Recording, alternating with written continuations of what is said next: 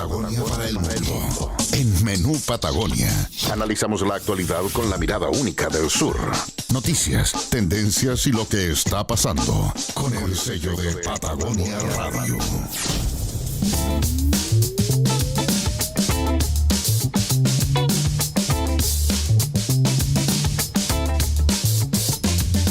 Muy, pero muy buenas tardes, queridos amigos. Hoy día está aniversario Puerto Montt, así que parto de inmediato el Menú Patagonia saludando a nuestro querido Puerto Montt, que hoy celebra 172 años desde su fundación. Así que un aplauso para Puerto Montt en esta fecha tan importante. Ahí, bueno, han habido ya varias actividades conmemorativas de esta fecha.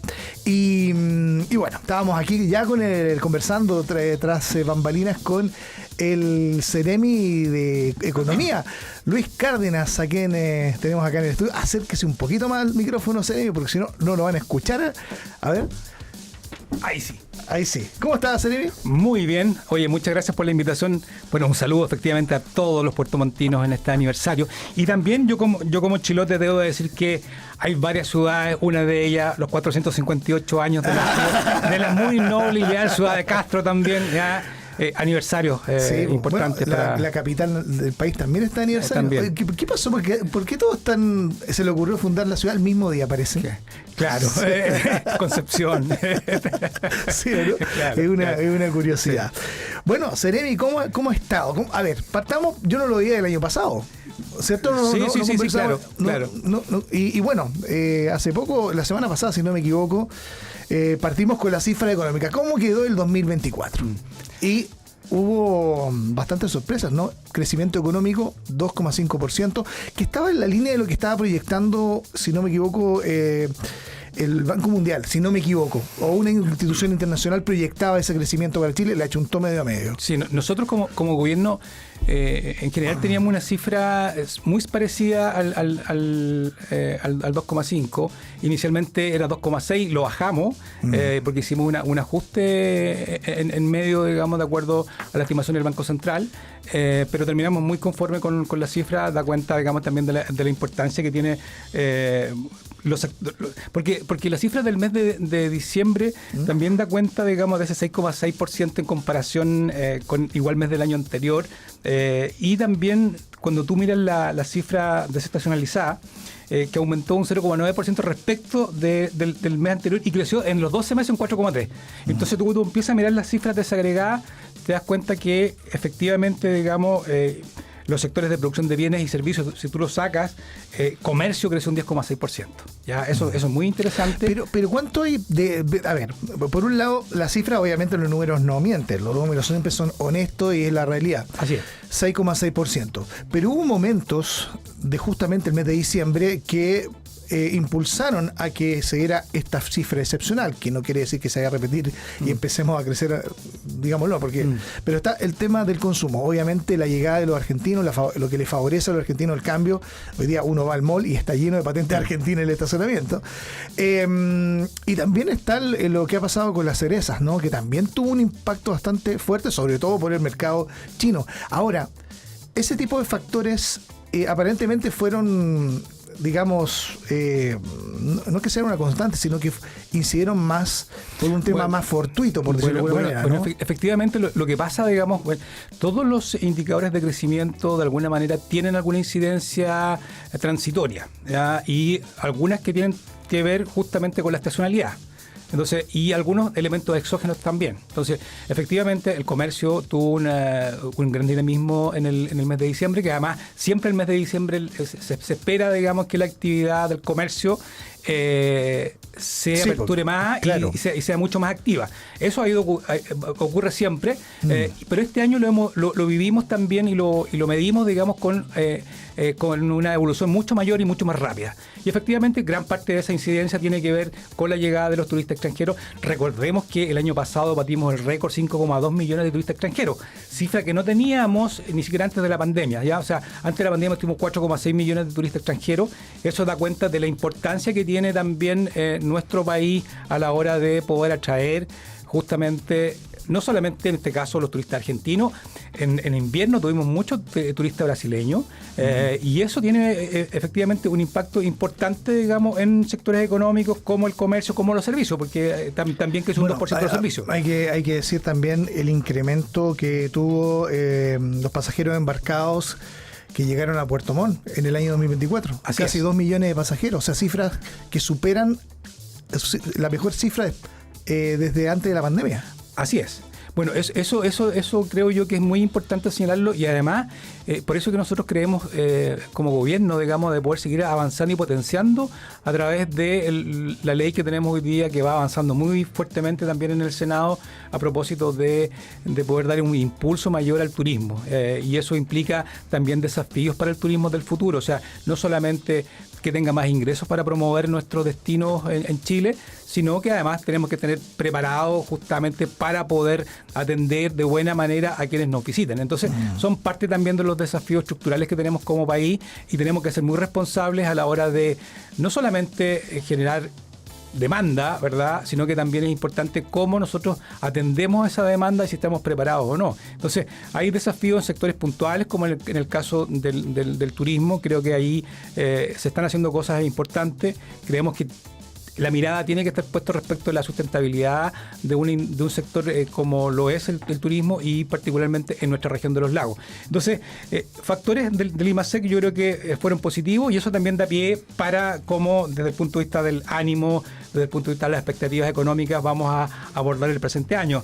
Cuando uno revisa las proyecciones de crecimiento de los expertos encuestados a principio de año, ¿verdad?, todos decían 1,7. Eso decían los expertos, ¿verdad? Y la verdad que terminamos con un 2,5 muy importante, y eso también yo creo que más allá de los elementos estacionales que aparecen en el IMASEC, lo importante ahí es que hay elementos de aceleración en la velocidad de crecimiento. Ahora Seremi, pero espérese, ya, estamos muy optimistas, Seremi. Pero hay que ser optimistas, porque además terminamos bien el año, sí, y con muy buenas noticias además en otro punto. Pero ¿cómo lo estamos partiendo?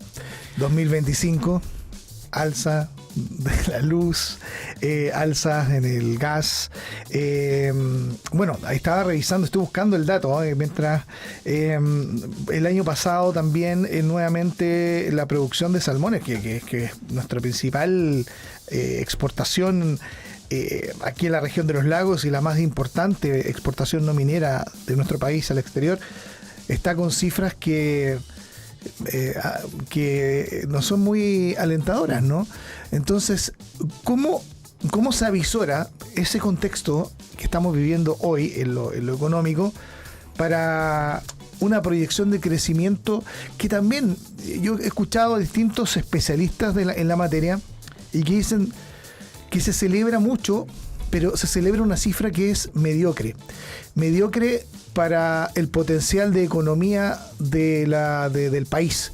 Uh-huh. El país no está creciendo a tasas como lo venía haciendo hasta hace más de 10 años. Se habla de un estancamiento en el crecimiento económico del país. Estamos como igual y un poco peor que a principios de la década de 2010.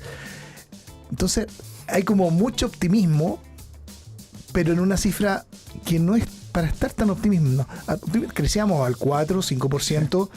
En los gobiernos de la Concertación se crecía un 7%, en el gobierno de Eduardo Frei. O sea, claro, estamos hablando de una economía que se estaba desarrollando, que estaba también asentando el sistema neoliberal que tanto se le criticaba al país, pero que generó mucho desarrollo.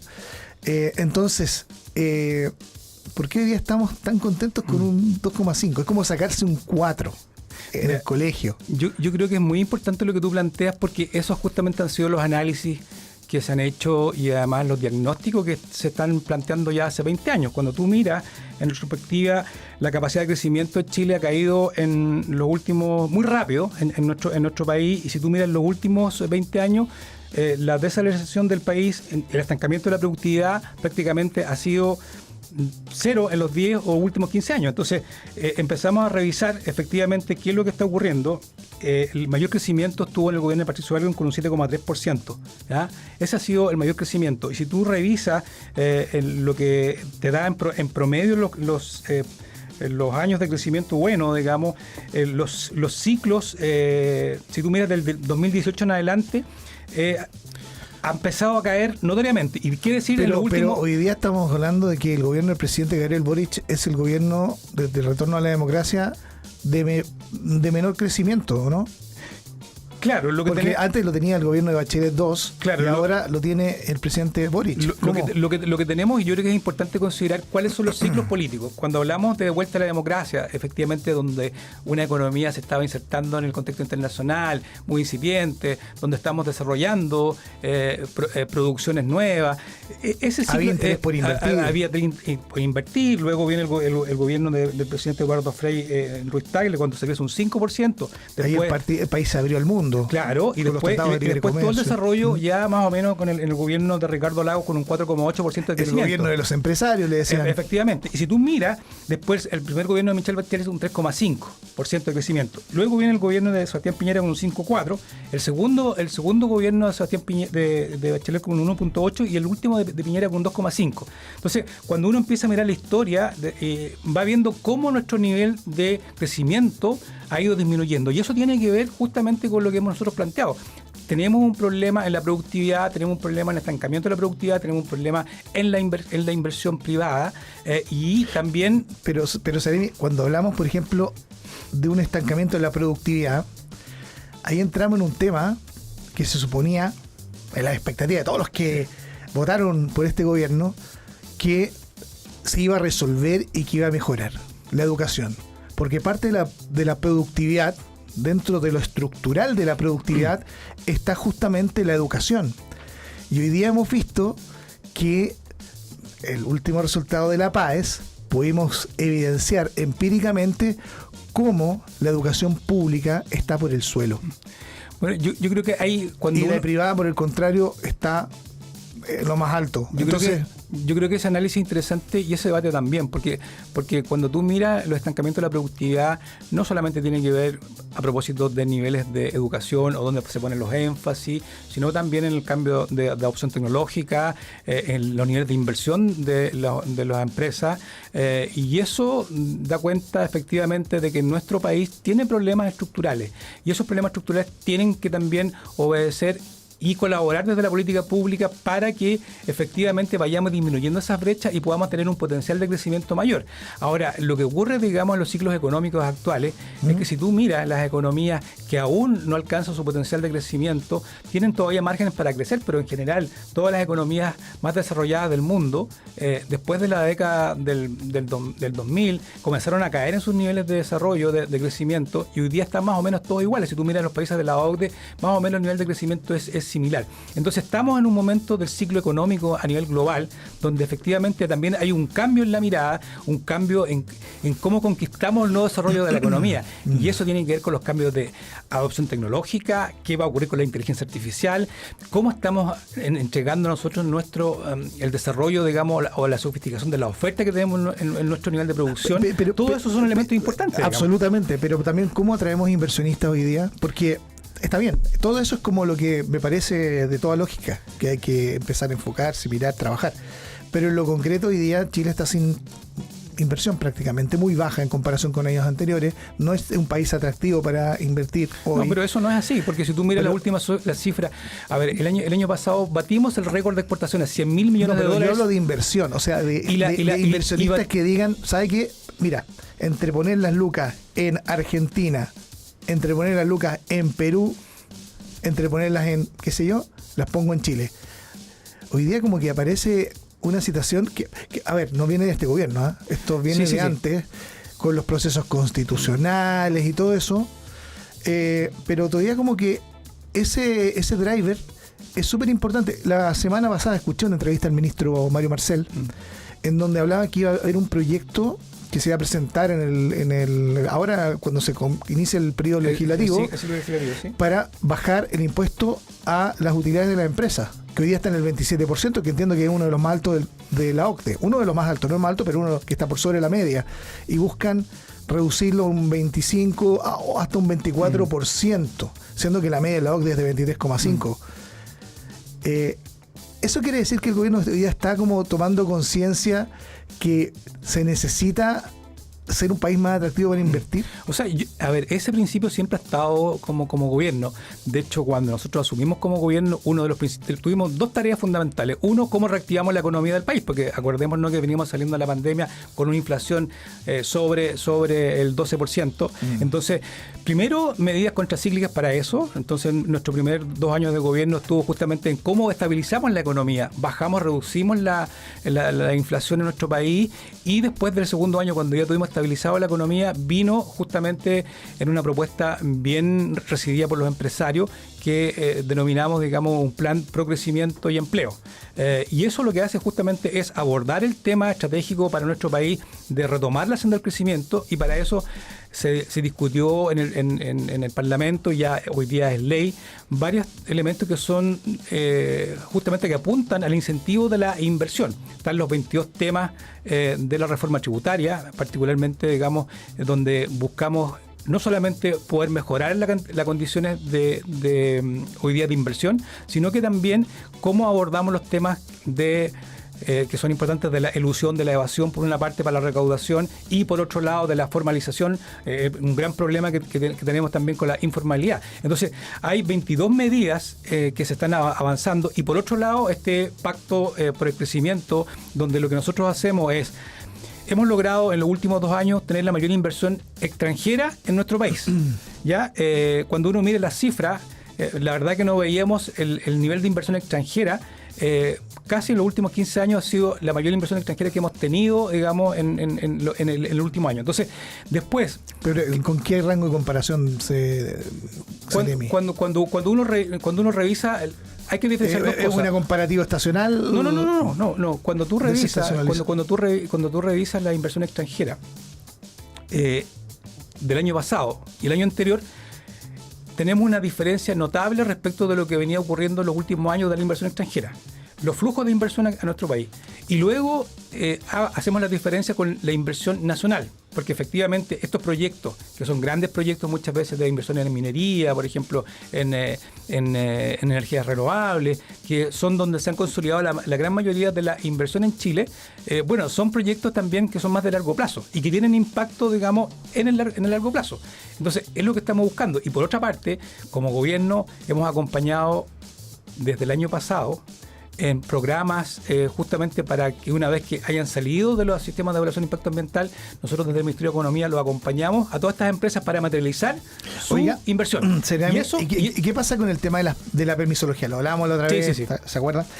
Y había un tema, ¿no? Que hoy día hay una serie de... Bueno, hay proyectos que están detenidos. Hay otros que dicen, ¿saben qué? Yo no voy a invertir en Chile mientras esta cosa no se agilice. Hoy día, por ejemplo, hay una serie de reclamos frente a la burocracia, y particularmente de la que se da no solamente los temas ambientales, sino que del Consejo de Monumentos Nacionales, en donde se paralizan obras tanto públicas como privadas. Ojo, de hecho, recordemos, el hospital de Puerto Vara estuvo paralizado mucho tiempo por un hallazgo de unos restos de algo, digamos, pero se paralizó todo. Entonces, hoy día, ¿cómo va eso, Seremi, para que se agilicen las cosas? Porque yo creo que el principal recurso de todos es el tiempo.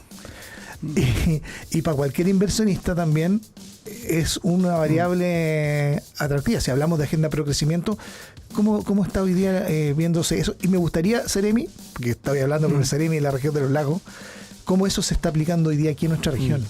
Mira, yo creo que es interesante lo que tú planteas, porque hay que desmitificar algunas cosas. Y a veces que nos están escuchando, creo que cuando todos hablan del problema de la permisología, como que la tratan de que este gobierno tiene el problema de la permisología. Llevamos hace años, 20 años.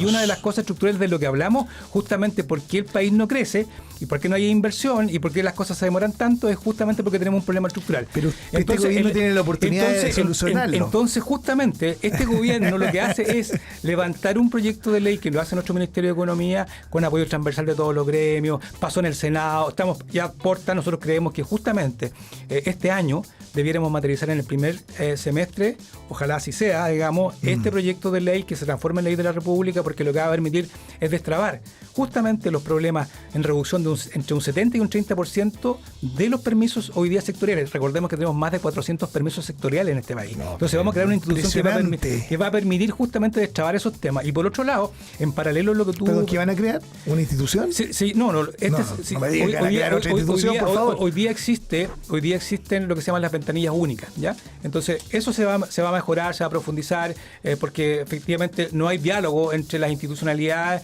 Entonces lo que se busca es que los silencios administrativos se apliquen, por ejemplo, una de las medidas que es importante, porque puede que haya proyectos que no se hayan pronunciado al sector público y pasa y tiene que esperar. Hoy día, cuando no hay un pronunciamiento respecto de 30 días, se aplica el censo administrativo y sigue andando el proyecto. Entonces, hay cosas de esa naturaleza que están entrampadas y que son parte de los desafíos que viene a mejorar este proyecto de ley. Y lo segundo, y que tú planteas, es cómo efectivamente se está abordando los temas en la región. Y ahí hay una reforma que está aplicada al Consejo de Monumentos Nacionales y también en el caso de los sistemas de evaluación de impacto ambiental. Son las tres reformas que están avanzando en paralelo y que nuestro gobierno va a dejar solucionado el tema. Por lo tanto, los próximos gobiernos van a tener un tema resuelto justamente que hoy día nos está generando un gran problema. ¿Cómo lo llevamos a la región? Cuando uno mira la región, el año pasado aprobamos proyectos por el sistema de evaluación de impacto ambiental, cerca de 890 millones de dólares, cerramos el año, ¿ya? Este mes de enero partimos con votaciones donde ya hemos aprobado un proyecto emblemático de 150 millones de dólares para construcción de casas en Puerto Montt. En la última votación aprobamos un proyecto también de construcción habitacional por 45 millones de dólares y dos proyectos fotovoltaicos de 15 y 14 millones de dólares. Entonces, lo que está ocurriendo ahora es que después de la pandemia, los niveles de ingreso al sistema de evaluación de impacto ambiental de proyectos que se iban a ejecutar acá decayeron, evidentemente. Y luego, el 2022 y el 2023 ya empezó a recuperarse. Entonces, hoy día vemos que la inversión privada nuevamente ha comenzado a fluir en esta región y eso yo creo que es muy relevante y son muy buenas noticias para la región de los lagos. Oye, a todo esto se habla que probablemente en el próximo informe de política monetaria parece que podría bajar un poquito las tasas de interés, ¿no? ¿Es así? Lo que pasa es que yo creo que en el siguiente va a ser un poco más complejo. Yo creo que en el subsiguiente sí, probablemente así sea. Inflación ahí, claro, probablemente así sea, porque tenemos elementos exógenos que están presionando la inflación. Y por otro lado, acordémonos que en el mes de enero hubo un ajuste de las tarifas eléctricas y por lo tanto todo eso está indexado al aumento también del IPC del mes de enero. Claro. Entonces eso se va a asumir y se va a asumir evidentemente en los meses que vienen. Ya va a estar asumido. Por lo tanto, probablemente la inflación va a ser un poco más dura este año, pero va a ser contenida. Entonces, eso yo creo que es muy importante. Y lo otro... Entonces, eso baja la posibilidad de que haya bajada de tasa de interés. Yo creo que eso lo va a bajar, efectivamente. Y por otra parte, tú planteas algo respecto a la salmonicultura. Y yo creo que ahí, mira, cuando tú revisas la estadística de crecimiento del 2017 al 2022, ha ido creciendo significativamente, 4.600 millones de dólares el 2017, 5.159 millones de dólares de exportación el 2018, 5.121 el 2019, 4.418 el 2020, el 2021 5.185 millones de dólares, el 2022 6.595 millones de dólares. Es el año en que ha tenido una mayor exportación de la industria salmonera. Pero ¿ya? Los ingresos, según lo que dice el Consejo del Salmón, han caído por segundo año consecutivo. Y termino con esto. El 2023, en 6.463, se contrajo ahí en 1.4 respecto del 2024, que fue de 6.371. Entonces, la contracción en el último año efectivamente es de 1.4 y en los dos últimos años respecto del año anterior son de 3.4%. ¿Ya? Pero eso tiene una explicación, ¿ya? Porque lo que ha ocurrido también ahí es que ¿qué es lo que cayó este año? Se contrajo el mercado norteamericano. Y se contrajo el mercado norteamericano, que es el principal comprador de salmón salar. Y por lo tanto, digamos, esa diferencia hace efectivamente que este año haya habido una baja del valor FOB de las exportaciones de salmón. Si tú miras las exportaciones, las toneladas producidas crecieron un 0,9%, a 782.000 toneladas, si mal no recuerdo. Y eso creo que es importante porque no es que hayamos dejado de producir, sino que efectivamente hubo una contracción en los mercados internacionales, porque también bajó la demanda, tenemos un problema en Estados Unidos, y por otro lado también yo creo que hay una posibilidad porque estamos abriendo nuevos mercados. O sea, un mercado bien emergente hoy día es Brasil, que está al lado, tenemos menos costos de flete, de traslado, entonces es importante. Y abrir nuevas oportunidades para la salmonicultura creo que es importante, pero hay que poner las cosas en su justa dimensión y nosotros hemos dicho también como Ministerio de Economía, como Subsecretaría de Pesca, que se requiere justamente ir avanzando en otros temas para poder también ir destrabando cuestiones que hoy día también afligen a sectores importantes como es la salmonicultura. Oiga, Ceremi, pucha que son buenas las conversaciones con el Ceremi aquí. Bueno, podría ser panelista Ceremi, y ahí nos enseña, porque igual son siempre buenas las conversaciones que tenemos con usted. Aprendemos mucho también y yo creo que nuestros auditores también valoran eso. ¿Algo para cerrar? Porque ya tenemos que ir a comerciales. Mire que hay que pagar impuestos. Sí. No, yo creo que lo otro importante es que nosotros como autoridades tenemos que, de alguna manera, a propósito de algunas entrevistas que dan las autoridades recién asumidas en los gobiernos regionales, los gobiernos locales, también una mirada más bien desde que es importante hacerse cargo de los datos y mirar las cifras, desde las cifras oficiales, porque eso también van validando la institucionalidad. Entonces, nosotros tenemos las tasas de desempleo más bajas de Chile. O sea, un 3,8% terminamos el último trimestre móvil. ¿Pero de empleo o de ocupación? La tasa de desempleo de 3,8 y si tú empiezas a revisar incluso históricamente la tasa de desempleo en nuestra región de los lagos... pero de ocupación. Porque yo siempre me confundo, sí, Ceremi, la tasa de desempleo, porque el informe del INE es de ocupación, no de gente contratada, empleada, como tal. Sí, la tasa, mira, en el caso del trimestre móvil, el último trimestre móvil, que es de octubre a diciembre, el total de personas ocupadas aumentó en un 3,6%, ¿ya? Eso significa respecto al 2023. Y también los asalariados aumentaron en un 6,9%. Y esos son los que están con un contrato de trabajo. Aumentaron un 6,9%. Estamos hablando de esta región.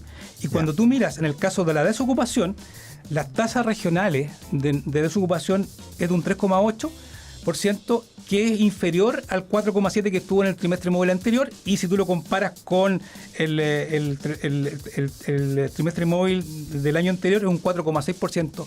¿Ya? Entonces, tienes una tasa de desempleo de un 3,8%, que es la tasa de desempleo más baja de Chile, ¿ya? Y cuando tú empiezas a mirar en comparación con otras regiones, en los últimos trimestres hemos estado un poco por sobre la región de Aysén y la región de Magallanes, pero retomamos lo que es nuestro nivel de tasa de desempleo.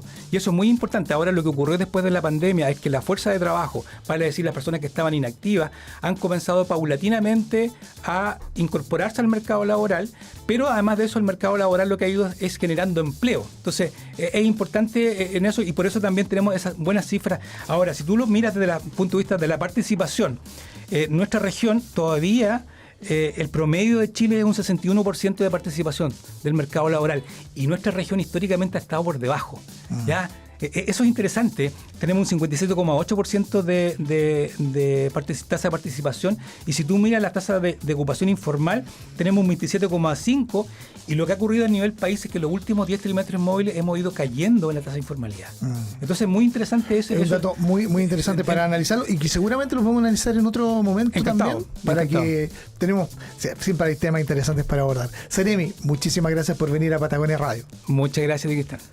Bien, era el Ceremi de Economía de la región de los lagos, Luis Cárdenas Mayorga, visitándonos acá en Patagonia Radio.